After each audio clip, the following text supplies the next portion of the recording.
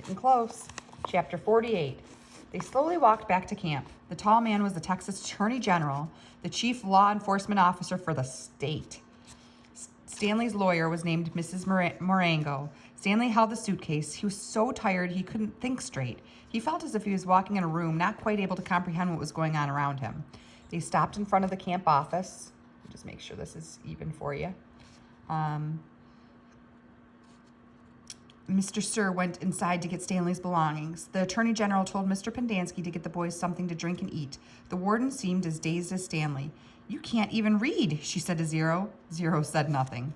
Mrs. Marengo put a hand on Stanley's shoulder and told him to hang in there. He would be seeing his parents soon. She was shorter than Stanley, but somehow gave the appearance of being tall. Mr. Pendanski returned with 2 cartons of orange juice. I'll try to get this even here for you. And 2 bagels. Stanley drank the juice, but didn't feel like eating anything. "Wait," the warden exclaimed. "I didn't say that they stole the suitcase. It's his suitcase, obviously, but he put my things from my cabin inside it." "That isn't what you said earlier," said Mrs. Marengo. "What's in the suitcase?" the warden asked Stanley. "Tell us what's in it. Then we'll open it and see." Stanley didn't know what to do. "Stanley, as your lawyer, I advise you not to open your suitcase," said Mrs. Marengo. "He has to open it," said the warden. "I have the right to check the personal property of any of the detainees. How do I know there aren't drugs or weapons in there? He stole a car, too. I've got witnesses." She was nearly hysterical. "He's no longer under your jurisdiction," says Stanley's lawyer. "He is not been officially released," said the warden. "Open the suitcase, Stanley." "Do not open it," said Stanley's lawyer. Stanley did nothing. Mr. Sir returned from the office with Stanley's backpack and clothes. The Attorney General handed Mrs. Marengo a sheet of paper. "You're free to go," he said to Stanley. "I know you're anxious to get out of here, so you can just keep the orange suit as a souvenir or burn it, whatever you want. Good luck, Stanley." He reached out his hand to shake, but Mrs. Marengo hurried Stanley away. "Come on, Stanley," she said. "We have a lot to talk about." Stanley stopped and turned to look at Zero. He couldn't just leave him here. Zero gave him thumbs up. "I can't leave Hector," Stanley said. "I suggest we go," said his lawyer with a sense of urgency in his voice. "I'll be okay," said Zero. His eyes shifted toward Mr. Pendanski on one side of him, then to the warden and Mr. Sir on the other. "There's nothing I can do for your friend," said Mrs. Marengo. You are released pursuant to an order from the judge." "They'll kill him," said Stanley. "Your friend is not in danger," said the Attorney General. "There's going to be an investigation into everything that's happened here. For the present, I'm taking charge of the camp." "Come on, Stanley," said his lawyer. "Your parents are waiting." Stanley stayed where he was. His lawyer sighed. "May I have a look at Hector's file?" she asked. "Certainly," said the Attorney General. "Mrs. Walker, go get Hector's file." She looked at him blankly. "Well?" The warden turned to Mr. Pendanski. "Bring me Hector Zeroni's file." He stared at her. "Get it," she ordered. Mr. Pendanski went into the office. He returned a few minutes later and announced the file was apparently misplaced. The Attorney General was outraged. "What kind of camp are you running here, Mrs. Walker?"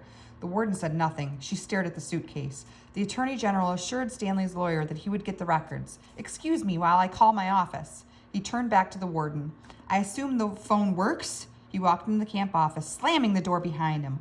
A little while later, he reappeared and told the warden he wanted to talk to her. She cursed, then went inside. Stanley gave Zero thumbs up. "Caveman, is that you?" He turned to see Armpit and Squid coming out of the rec room. Squid shouted back into the rec room, "Caveman and Zero are out here." Soon all the boys from Group D had gathered around him and Zero. "Good to see you, man," Armpit said, shaking his hand. "We thought you were buzzard food." "Stanley is being released today," said Mr. Pendanski. "Way to go," said Magnet, hitting him on the shoulder. "And you didn't even have to step on a rattlesnake," said Squid.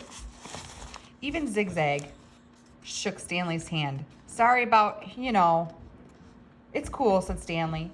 "We had to lift the truck clear out of the hole," Zigzag told him. "It took everybody in C, D, and E. We just picked it right up." "It was really cool," said Twitch. X-Ray was the only one who didn't come over. Stanley saw him hang back behind the others a moment, then returned to the rec room. "Guess what?" said Magnet, glancing at Mr. Pendanski. "Mom says we don't have to dig any more holes." That's great, Stanley said. Will you do me a favor, asked Squid. I guess, Stanley agreed, somewhat hesitantly. I want you to, he turned to Mrs. Marengo. Hey, lady, you have a pen and paper I can borrow? She gave it to him, and Squid wrote down a number, which he gave to Stanley. Call my mom for me, okay? Tell her I said I was sorry. Tell her Alan said he was sorry. Stanley promised he would. Now you be careful out there in the real world, said Armpit. Not everybody is as nice as us. Stanley smiled. The boys departed when the warden came out of the office. The Attorney General was right behind her. My office is having some difficulty locating Hector Zeroni's records, the Attorney General said. So you have no claim of authority over him? Asked Mrs. Marengo. I didn't say that. He's in the computer. We just can't access his records. It's like they've fallen through a hole in cyberspace.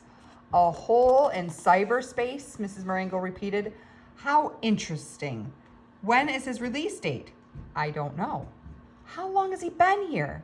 Like I said, we can't. So what are you planning to do with him? Keep him confined indefinitely without justification while you go crawling through black holes in cyberspace? The Attorney General stared at her. He was obviously incarcerated for a reason. Oh, and what reason was that? The Attorney General said nothing. Stanley's lawyer took hold of Zero's hand. Come on, Hector, you're coming with us.